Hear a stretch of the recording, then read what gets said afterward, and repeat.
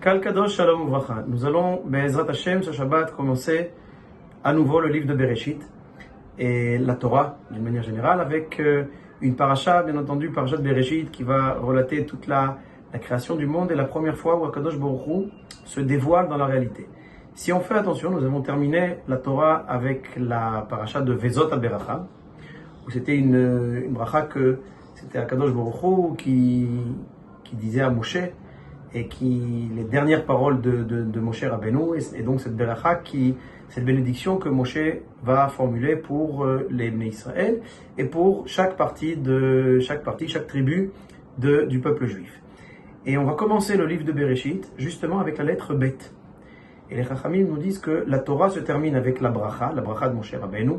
Bien entendu, c'était l'intermédiaire entre Akadosh Baruch Hu et le Ham Israël. Et le livre de Bereshit commence par la lettre Bet.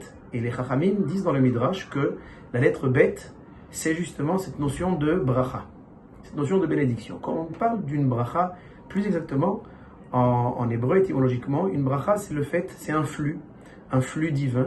C'est Akadosh Baruch Hu qui vient influencer dans la réalité et qui vient justement, à travers la création, faire ce qu'on appelle cette hatava. Cette hatava, c'est cette bonté divine qui va se dévoiler à travers la création. Pourquoi Akadosh Baruch Hu crée le monde? Répond le Ramchal. On ne peut pas dire tout simplement, mais avec toute la complexité de la réponse. Akadosh Baruch Hu veut et désire se dévoiler. Pourquoi? Pour justement les hétives. Les hétives, c'est-à-dire tout simplement faire du bien. Aucune raison logique à la création du monde, mais on va parler ici d'une raison qui est spirituelle, qui est très élevée et qui a justement un sens pour nous, les hommes sur terre. Donc on a dit que le livre de Bereshit commence par la lettre Bet, cette notion de bracha, qui commence aussi par la lettre Bet, et quand on parle de Bereshit, c'est au commencement. On ne parle pas ici d'un commencement au niveau du temps, puisque le temps n'existe pas encore, les astres n'existent pas, mais on parle ici d'un moment, on parle justement ici d'un commencement d'une itgalout, du fait qu'Akadosh Baruch Hu se dévoile, d'une révélation divine dans la réalité, et cette révélation passe constamment par un flux divin, par un flux positif, où Akadosh Baruch Hu, justement, il est mevarer otan.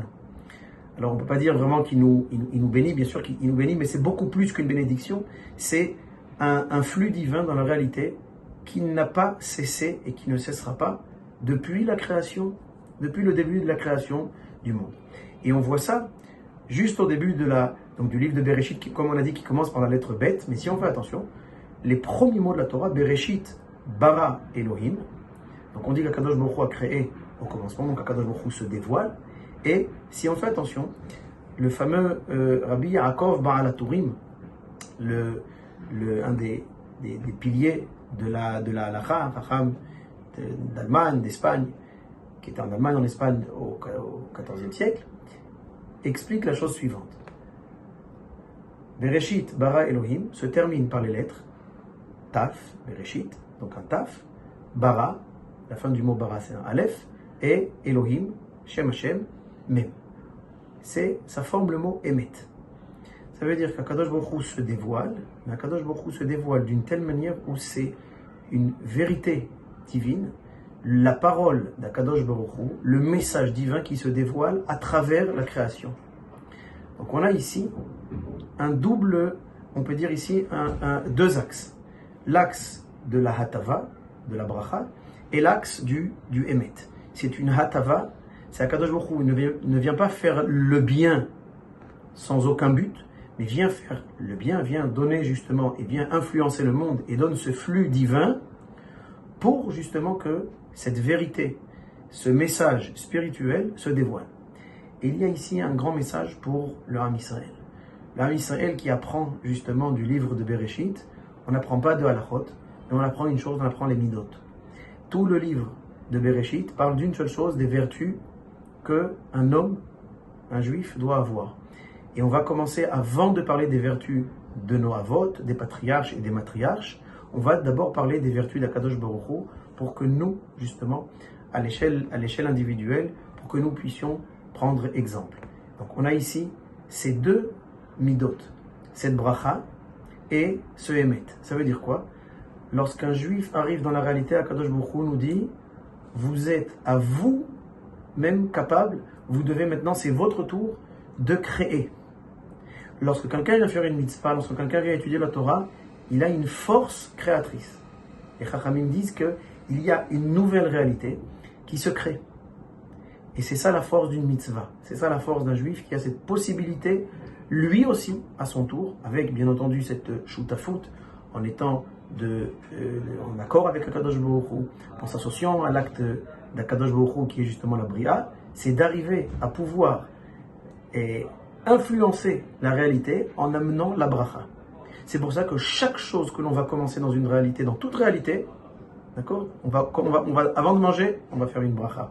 Avant de faire une mitzvah, on va faire une bracha. On va se lever le matin avant de commencer le quotidien et le travail, toute occupation, toute activité, on va faire une bracha. Ça veut dire que à chaque instant, Akadosh Baruch Hu nous dit, sachez que il y a un flux divin et je me dévoile, dit Akadosh Baruch Hu, afin que vous-même, soyez vous-même à votre tour, c'est coéquipier avec Akadosh Baruch Hu, si on peut s'exprimer de la sorte, afin de créer. Et tout ça dans le but d'arriver justement au Emet. Emet, c'est cette rencontre avec Akadosh Baruch Hu, où on dit que la signature, le sceau divin, Chotamo shel Akadosh Baruch Hu Emet. C'est quoi ce Chotam? C'est Akadosh Baruch Hu qui met justement ce Emet, qui scelle la réalité avec ce Emet dans la vérité. On peut des fois donner, on peut des fois faire du chesed, mais c'est pas toujours dans un but pur ou dans un but qui est lié au Emet. Là, Kadosh Baruch Hu nous dit, c'est la base de tout, d'être constamment dans cet élan et dans cet esprit de donner, dans cet esprit de faire du chesed, dans cet esprit d'être mevarer, mais à une condition, que ça soit avec aussi, par des moyens aussi, et pour un but qui sont, aussi bien le but que les moyens, qui sont justement liés à ce Emet et toujours dans un but d'élévation.